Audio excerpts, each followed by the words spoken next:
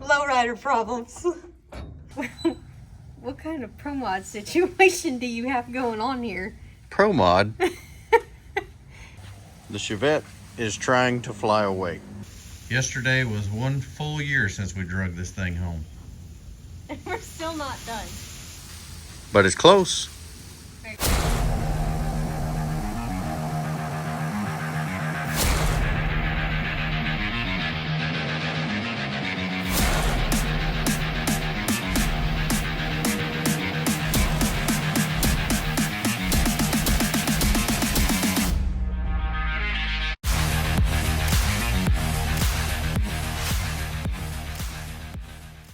So it looks like we've done a lot since the last time we videoed, but we really haven't.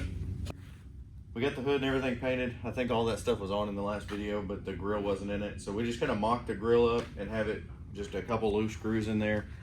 We fixed the bumper bracket on the frame and got the bumper kind of mocked up and everything. We do have a 17-inch, one of the 17s clearance, then bolted on and all that. So we are 17-inch front wheel equipped. Looks pretty fancy. And yeah, I think I didn't put the carpet in it before. The carpet's in it. Let's check that out. So we had snow ice situation for like a week and a half where it was like 10 degrees. So I wasn't willing to come out here and work with it that cold. So we're Texans, we don't do that. We had a week and a half or so of that. Then I was sick, then you were sick, and yeah, we just haven't been out here very much. But the first race that we had planned on taking this to is in like 3 weeks, and I'm not sure that we're gonna make it. I don't think we're gonna make it, but we got this big giant pile of parts here. Even though we haven't been out here working on it, we've been ordering stuff. So we've got to make a back glass for it. The carburetor's here. I got a full K&R wiring harness set up with the relay board. There's a MagnaFuel 500. There's an NOS Mini Nitrous controller. We got a bump steer kit. We've got a Nitrous plate. We've got park lights. We've got we got it all. What we doing, mad scientist? A little paint work, you know. The some of the interior of this thing got sun faded and some of it didn't, and some of it, I don't know, wasn't even out of this truck and had to paint it, whatever. So, I'm just gonna put a real light fresh coat of red on all of the dash parts before we start putting it in. So I got the ashtray down out here. It's got a coat on it. Not a lot different. It just, you know, it's also easier to paint over dirt instead of cleaning properly. So. Keep on going. I'm clearancing that wheel now. We got this one done where it'll fit over that hub. It doesn't need a whole lot, just a little bit. I got about halfway done on that. That's our compressor. So, you know, you can't just turn it on and sit here for a day. So you got to do it in stages, which works good for my ADHD because then I can go work on a project and then come back when I hear the compressor shut off. Yeah. We got to it works. Put the radiator in. Permanently. Yep, get the mounts put in for that, get the radiator set in it.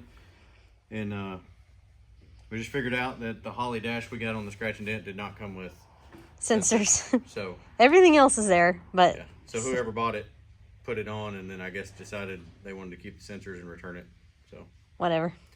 It is what it is. So we got to buy some sensors. We got a list there, and then we're just gonna start tackling the pile over there.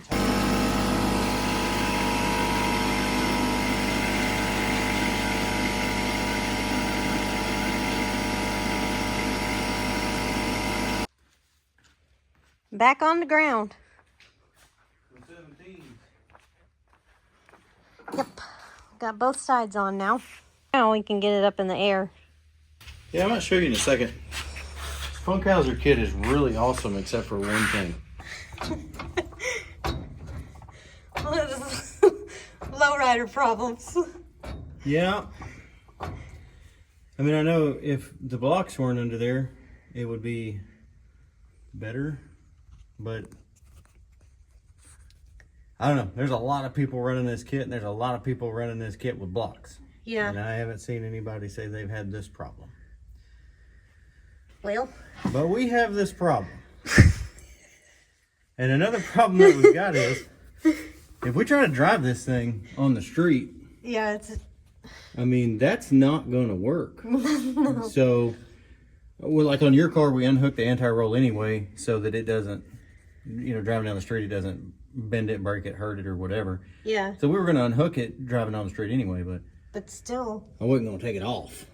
And I think now we're taking it off, which isn't a huge deal. I mean, 6 bolts, and that whole bracket comes off. And then I guess technically it'd be 8, because you got to take the links off. But that is just... this is the problem. not ideal. Okay, so that is off, and we're getting it jacked up to get the rest of the blocks under here so we can start working on it. Okay, now what's next? I don't know. Don't know. It's up there though, so these race ramp deals are pretty nice. They get it up there and give you plenty of room to get underneath and be able to do whatever you need to do. Look at that unit. What you got? Ooh. Fancy interior painting. Yeah. Looks pretty good. Don't look bad. Nope. All right, well, on to the next thing. Well, I've got... Ow. Oh, hit my funny bone. That's not funny. Not funny. Not funny. I got the bottom part of it mounted. Okay. And, you know, this is just a universal Summit radiator support kit. The way we did it on that was we did the same thing. We did 2 on the bottom, and then we just have 1 holding it on the top. And I think that's how I'm going to do this one. I just cut that bracket. I think I'm going to bolt to the fan shroud, and I'm going to bolt to that hole in the core support. And I think that's going to do it. Looks like that should work. I think so. Sure. Possibly. Sounds good. Radiator is in. It's got some rubber between here and there, so maybe that'll cut down on some of the vibration. That seems to be pretty decent metal. I was a little bit worried about that vibration cracking that. And it is still mud. I don't know. we figured out that they didn't use No. lock nuts, and half the stuff on it wasn't tight. So Look here. It's all eBay, Amazon junk. And here's what it is. well, we went and put lock nuts on it, so it shouldn't come loose. We're gonna put that right there. Yeah. That was a Summit brand unit. It's pretty nice looking. It's not terrible. I think it was 40, 50 bucks, something like that. Catch can is in. That was a good time. That turned into a situation. We ended up having to take the radiator out to get it in, but Yeah, I had to get in there. And of course, it didn't have lock nuts on it, so nothing I had to does. go find some lock nuts. Got the carburetor on, Yeah. nitrous plate on.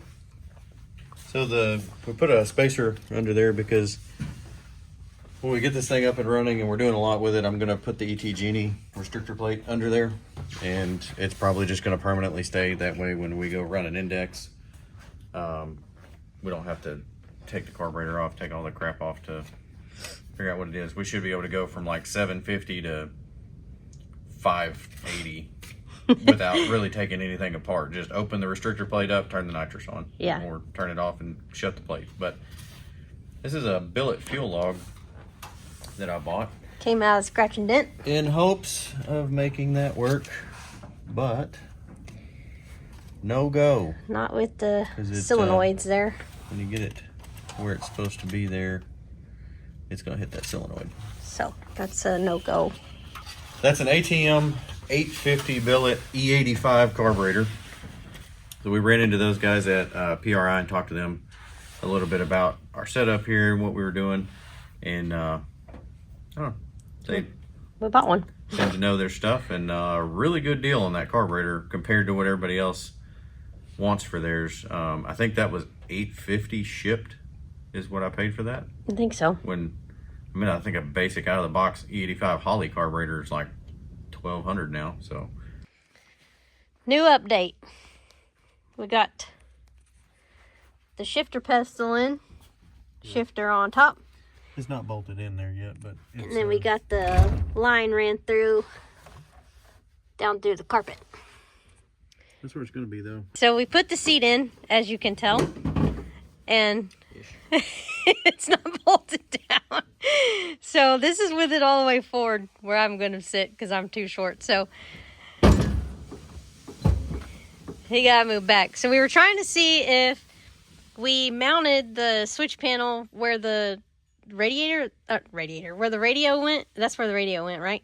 Yes. If we mounted the switch panel where the radio went, if we could reach it. But where I was sitting, if I'm belted in, I wouldn't be able to reach. Would you be able to reach? He would, but I have T-Rex arms. He doesn't, so.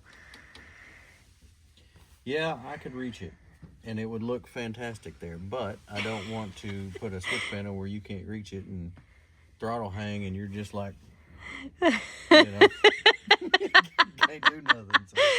That would be a problem, so. Chances are, I don't know. I mean, I'm going to have to sit in here for a while and see, but it's probably going to end up right there. Which I don't think it looks bad up there.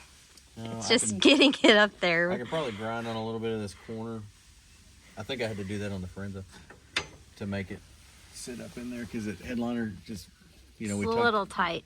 That is one thing that does suck is I tucked this cage really tight to everything, to the corner. I mean, it's tight, and that makes everything else hard. It does, but it looks good. Yeah, makes everything else kind of hard, but it is what it is. Shifter is kind of in it. I got this deal here. It's going to bolt there. It's got my trans brake button on it, so you know. Paya. Wheel stand action. This is actually turning out much nicer than it needs to turn out. Or it should have turned out. Without a doubt. Oh gosh. Way too nice. Yeah, I know. Time to sell it. All right. Well, it's for sale, so. Everything else is for sale. Everything's for sale. Everything's for sale. All right. I guess we're gonna figure out exactly where we're gonna put the switch panel and go from there. Yeah. Another addition. Check out this cool pedal. Got a tow hook on it, and it goes up, and there you drill a hole in the firewall, and it has this solid throttle rod. So no worry of a kinked or breaking throttle cable or anything like that. Just that goes on the carburetor, that goes on the pedal, and get a solid rod going back and forth. Did a little work on the old radio here. It weighed almost 4 pounds, and it didn't work to begin with, so it wasn't like I killed an antique here. But I wanted to put the radio back in the dash just to fill that hole, since we can't put the switch panel there, which I've got that mounted. Looks like it's going to go up there, which is not my favorite spot, but that's what we got to do. So I got to fill that hole. And I thought, man, that'd be cool if the factory radio went back in it. So I've gutted it. I took it from 4 pounds to 1.8 pounds. So, you know, now we'll have imaginary tunes in there. Found some radiator hoses that'll work. So we got those on. And then got this cool little throttle return set up within there. And goes on the carburetor stud, so that's kind of neat. Already got the start to a transmission cooler line right there and the cooler, so I guess one of the next things to do is fall into this thing and start mounting stuff. What are we doing today? I'm making a bracket to hold the transmission cooler at the moment, because almost did it. I almost just sheet metal screwed it straight to the frame in the bottom of the bed, and I just couldn't do it, huh? No, couldn't do it. Just mount it up under there where you want it. Now it's going to bolt to the bed like so. Sweet. That's how that's going to work. Got the transmission cooler mounted and got the lines ran. I don't know if you can see them up there. Yeah, so I took a piece of flat steel and I put some of those nut inserts in the bed. So that bolt actually goes into a nut insert. It's bolted to the bed, and then these have got lock nuts on the back side of them. It's a lot more sturdy and stable. kind of, yeah, because my original plan was to go from here to there, and it was at an angle, and here's the drive shaft, and I don't know. Yeah. But well, that and then the lines are. We got the cooler lines made. They're already on. And they're like tucked in, so ran up. It looks pretty good. We knocked out a decent amount tonight. Yeah. Well, you did. You did a lot more than I did. I freaked out when I crawled under here because I thought we'd been burnt all the way through the floor, and that was like floor, but it's not. It's just paint. So don't freak out. We didn't burn it all the way through the floor, all the way around. It's just paint. More cool goodies today. So I got the MagnaFuel little fuel log deal with 2 regulators mounted on there. Plan is to try to get this mounted somewhere in this area. I don't know, we'll have to figure out how I can mount this deal, but we're going to have one single N 10-10AN feed line into that from the MagnaFuel 500. We'll just plug this side, and then yeah, we'll have this one feeding the nitrous, this one feeding the carburetor. We got the ports so we can put the fuel pressure sensors in there. I've got to order those from Low Dollar Motorsports since my Holly dash didn't come with them. So we'll have the fuel pressure on both sides wired straight to the dash so we can kind of monitor that deal. And yeah, so I think that's my project today. I think we're going to try to figure out how to mount that situation. Fittings among fittings among fittings. And I think I've got it somewhat figured out. So we got a bracket built that's actually mounted. It went off of the intake bolt. And these are pretty cool little fittings that I found that these swivel. So that's tight, it's O-ring seal. They're sealed up, but it's got a little swivel joint in the middle of it. So you can kind of move those.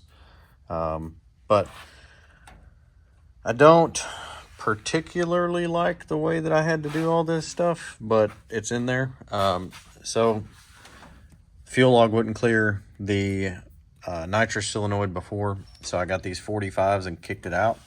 Again, not a huge fan of it, but it, you know, it's gonna move fuel to the carburetor, and I've already bought it. And kicking it out made it where I can put a sensor back here if I want, or I guess whatever I want to do there.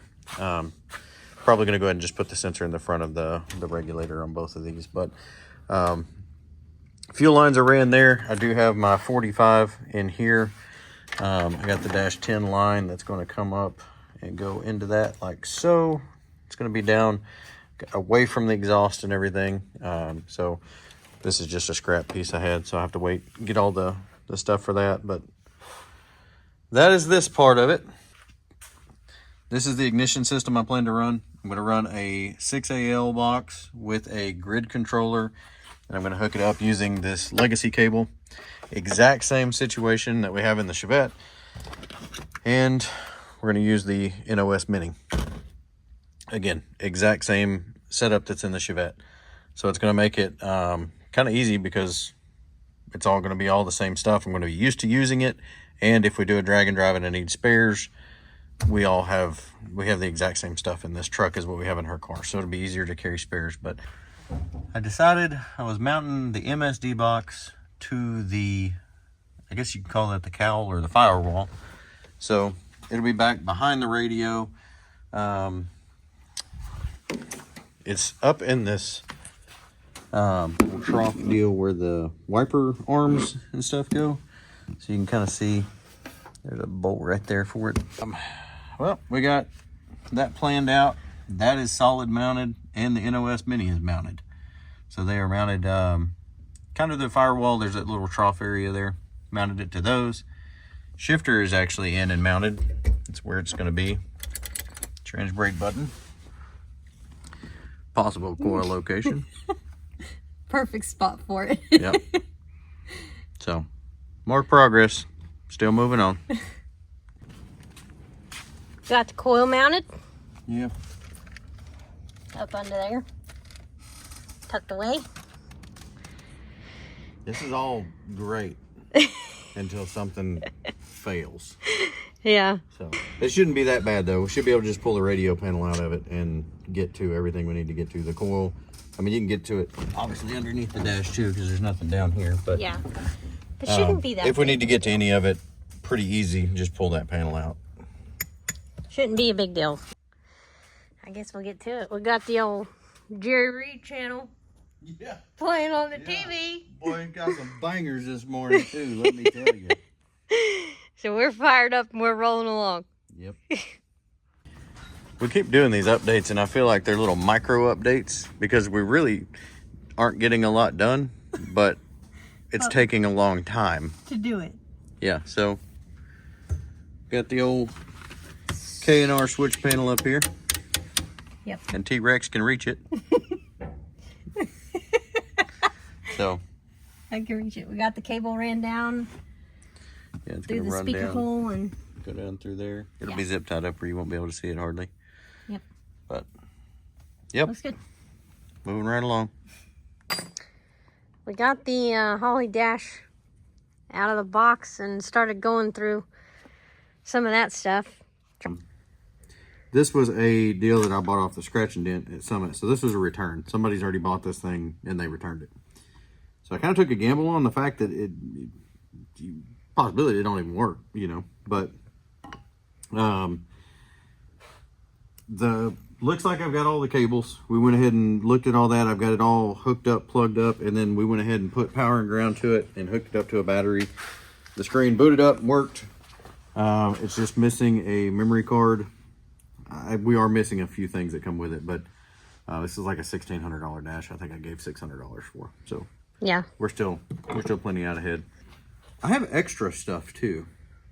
So it's almost like whoever did this went and bought another one, because there should only be one of these in there. And there were two. Yeah, and then like there was none of these, but there was 3 of them in here. What are you doing over here? I am cleaning out this box of magical things that we have found. I found 1,000 grommets. Yeah, I think a lot of that's left over from your car. I've already found 1,000 of these, and I just keep finding more. I think I don't know where they're coming from. Well, got a little bit of progress. Got the dash back in it. And man, we're really just kind of down to a lot of the little, little stuff. Finished some plumbing and wiring. I've got an order in for the fuel pressure sensors, the oil pressure sensor, the nitrous pressure sensor. We've got to get a feed line going to the front. Get the interior, put the rest of the way together, and then wire it. So I guess, are we calling this video wraps?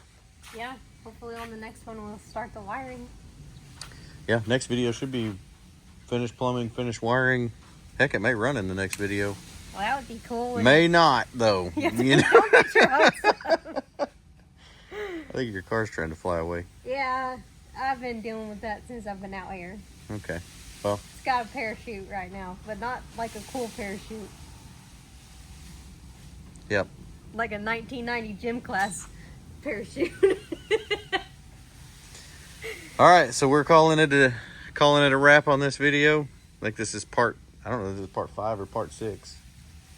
I'm not sure where we're at. But anyways, that's it. And hopefully on the next one, it'll run. Yeah, so like, share, subscribe, comment, All the things. tell your friends, tell your grandma. I mean, hey, who doesn't love a pile of an S10? Everybody'd love to watch this video. Heck yeah. All right, catch y'all later.